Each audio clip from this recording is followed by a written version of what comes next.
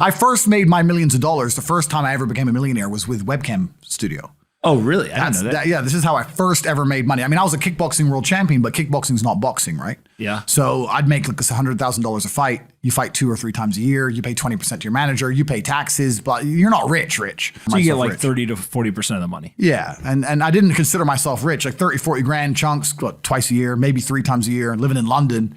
London rents, need a car. You're trying, you're not rich in any way. And that's actually the reason I retired, because I woke up one day and I thought, I'm giving 6 hours a day of absolute focus and energy to this.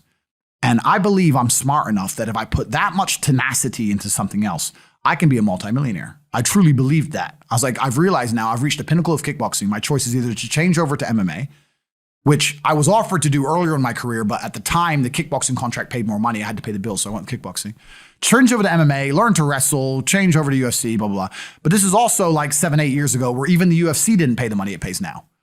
But the UFC still doesn't pay that much money from what I understand. No, if you're like top 5 or champion, yeah. But most of the dudes you're going to see there in the prelims, they're getting 10 grand a fight, 9 grand a fight. It's nothing, right?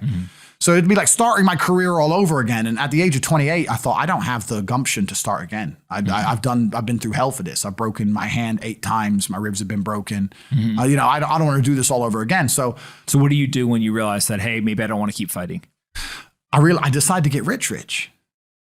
What does that mean to you? When you're sitting there, you're getting, $30,000, $40,000 kind of net on a per fight basis.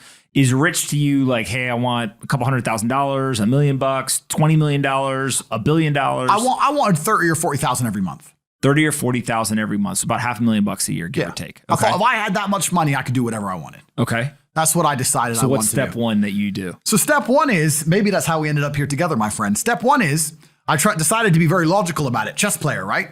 So it's like, I want money. What is money? How do banks work? How does credit work? What's fractional reserve banking? All these things we now know to be the biggest cons of the century, right? So I'm sitting there researching money for days and days and days. And then I get more mad because I'm like, whoa, money's trash and I don't have any. Now I'm really annoyed, right? I thought like everyone else did that, everyone puts their money in the bank and the bank takes some of other people's money and lends it out. I didn't know they invented it from the sky. I still at that point thought money was linked to gold. I didn't know nothing. So I'm learning all this stuff and I'm getting really angry. I'm like, now this is really annoying me. So anyway, I had a piece of paper there and I'm in my research phase and it start writing down some dude on YouTube. I don't know who he was, some dork. He was a pro gold guy. This is before, maybe Bitcoin was probably around then, but like early. He was a pro gold guy saying buy gold, buy gold, buy gold. And he was saying the difference between an asset, a liability, et cetera, et cetera. So I started trying to write down what I had. I was like, I have an apartment, I have a BMW. I'm in good shape, but I already use that for fighting. What can I do? I can play chess. I'm just writing down the things I have and what I'm good at. And then I kind of realized, I was like, I've got like 8 girlfriends.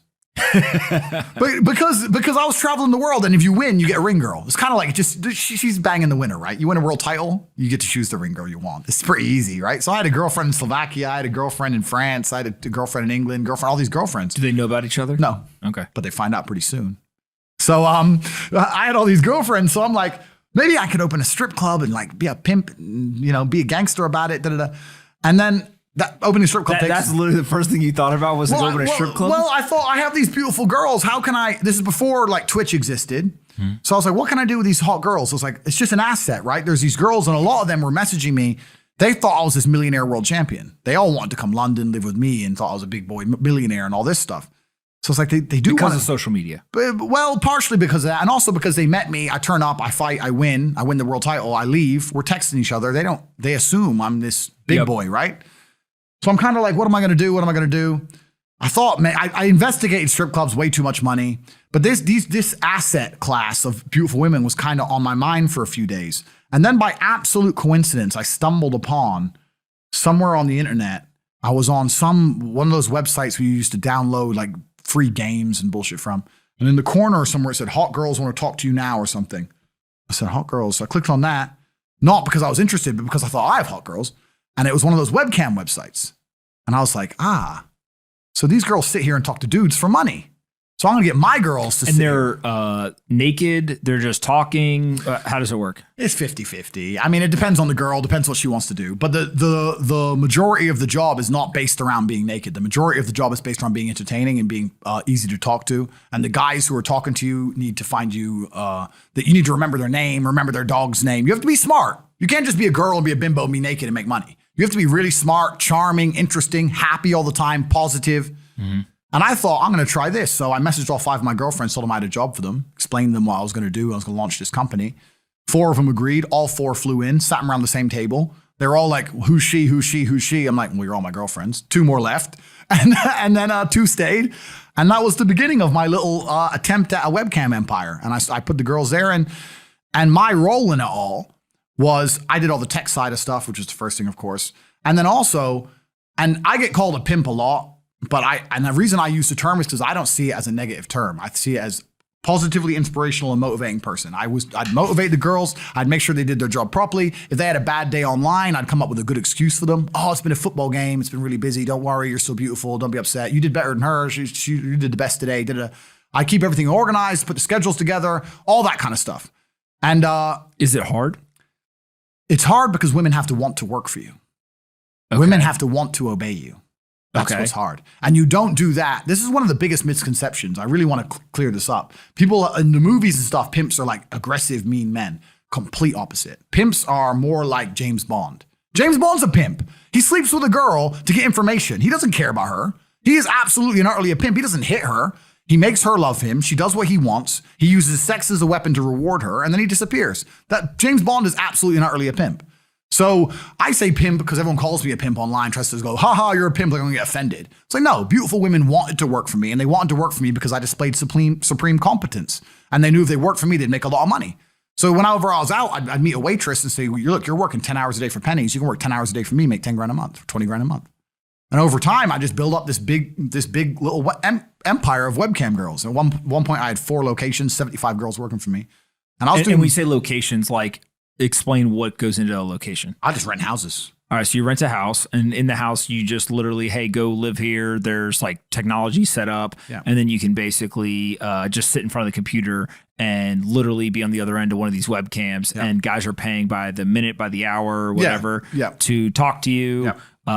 It's their choice whether they are doing it fully clothed, just talking, getting naked, whatever, and then you're taking some cut of it. Yeah, basically. So I had girls who would live in the house, and that was pretty impressive. I just broke down the webcam business. Bang, you done it, man. You nailed it. No background information. Yeah, you nailed it. You nailed it. You nailed it. So the girls who lived in the house would have set amount of hours they want to do, and then we'd have rooms that they could book in and do X amount of hours. A girl could come and do 1 a week or whatever. We'd have rooms they could share. And then, very much exactly like you said. They'd go online, they'd do their hours, they'd have their regular customers, they'd get their money. And then I'd take around half of the money, around 50%. You take 50%. Around 50%. Okay. Is that high or low compared to the rest of the industry? I'll tell you why it's very low. It's low because every time a girl would quit and try and do it by herself, she'd make a fraction of the money overall because she hasn't got the instruction. She hasn't got the motivation. She's just lazy with it, right? And women have a very different mentality to money than men. If you show a woman how to make $1,000 in an hour, she'll think, I only have to work an hour a week. Whereas if you show a man how to make $1,000 an hour, he thinks, I can make $18,000 a day. That's the difference between us. So if I had a girl working for me making $20,000, she got 10, I got 10. If she quit, she'd make 3 for herself, if that.